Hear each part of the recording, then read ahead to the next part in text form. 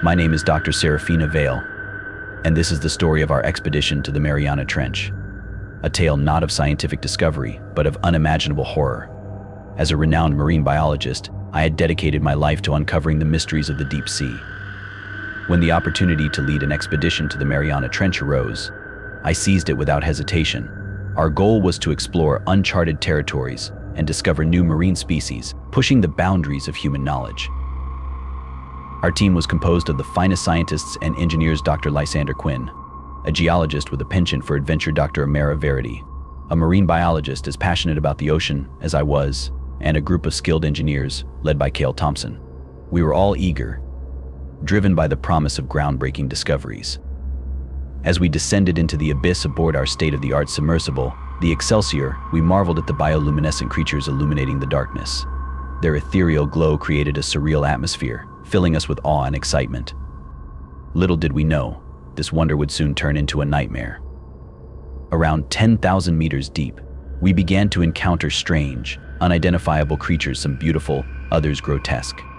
Our excitement was palpable as we documented these new species. However, our joy was short-lived. Suddenly, the Excelsior shuddered violently. The lights flickered and the instruments went haywire. We had encountered an unexpected, powerful current that threw us off course and caused significant damage to the submersible. With our communication systems failing and the navigation equipment compromised, we made an emergency landing on an unknown plateau. Stranded miles below the surface, the crushing pressure and pitch-black darkness were now our constant companions. We were trapped in the abyss, cut off from the world above.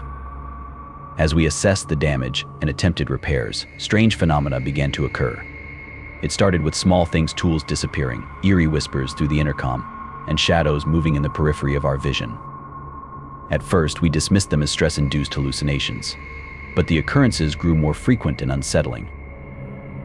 One night, I awoke to find Dr. Quinn standing by the observation window, staring into the darkness. His eyes were wide with terror, and he was muttering incoherently about ancient eyes watching us. Despite my attempts to calm him, he remained inconsolable, convinced we were being observed by something malevolent. During one of our exploratory missions outside the submersible, we stumbled upon the remnants of an ancient civilization. Massive stone structures, covered in strange inscriptions, loomed out of the darkness. The discovery was both exhilarating and terrifying. How could such an advanced society have existed in the depths of the ocean? Dr. Verity, an expert in ancient languages, worked tirelessly to decipher the inscriptions. They spoke of a powerful, vengeful deity that demanded sacrifices. The more we uncovered, the more we realized we were not alone. The malevolent force described in the inscriptions seemed to echo the dark presence we felt around us. Our situation grew dire as members of the crew started to disappear. First, it was Cale Thompson, our lead engineer. One moment he was with us, the next he was gone, leaving no trace behind. Panic set in, and trust began to erode. Each disappearance was accompanied by a chilling cold and the same eerie whispers that had haunted us since our descent. Dr. Quinn, once a pillar of strength, was now a shadow of his former self, consumed by fear. Dr. Verity and I clung to each other for support, determined to survive. We knew our only hope lay in deciphering the ancient texts and finding a way to appease the vengeful spirits of the deep. With time running out and the submersible's condition deteriorating, we worked frantically to understand the inscriptions. Dr. Verity made a breakthrough, discovering a ritual that could potentially placate the malevolent force. It required a personal sacrifice and the recitation of an ancient incantation. Desperation drove us to perform the ritual. As we chanted the incantation, the temperature plummeted and the whispers grew louder. A shadowy figure materialized before us, its eyes glowing with an unholy light. It demanded a life for a life, a soul for a soul.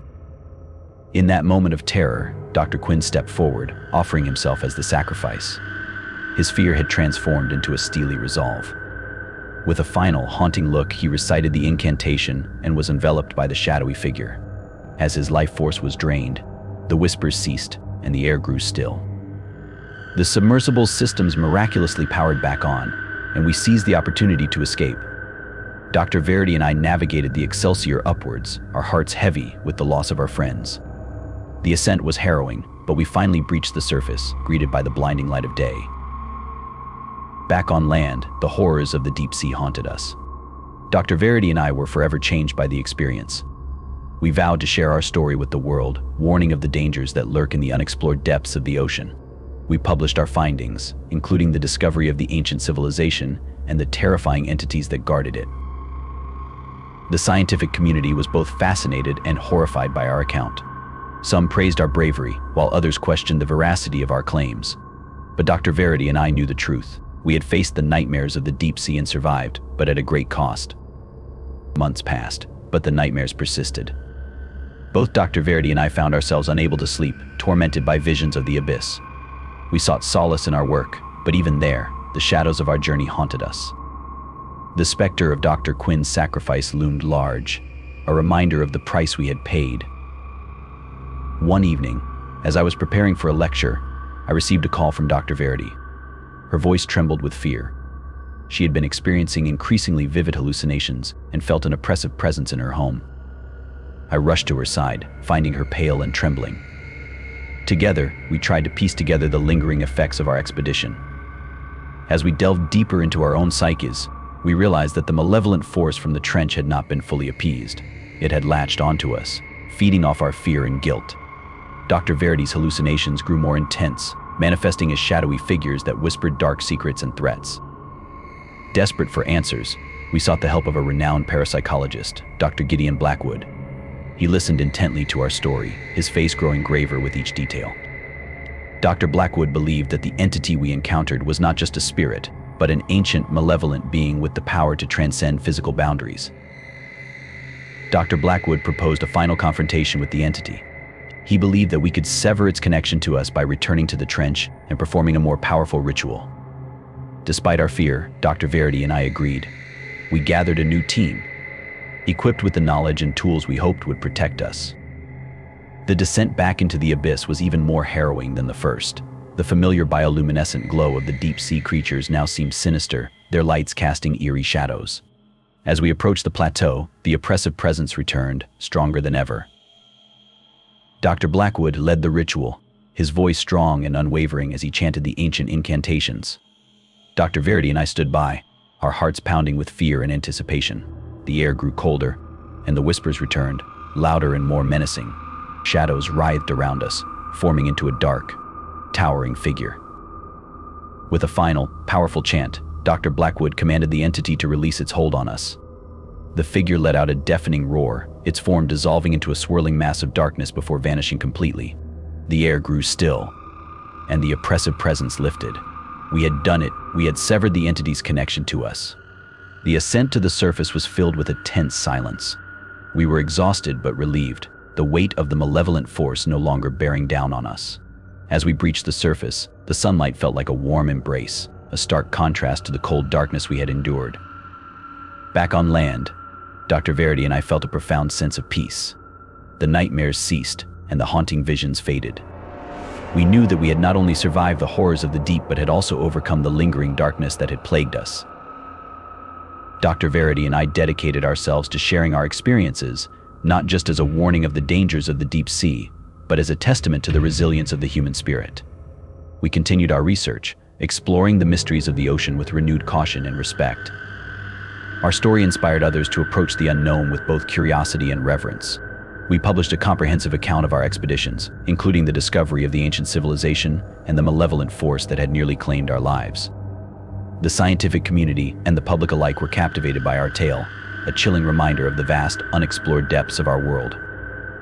Our expedition to the Mariana Trench was meant to be a journey of discovery, but it became a fight for survival against ancient, malevolent forces.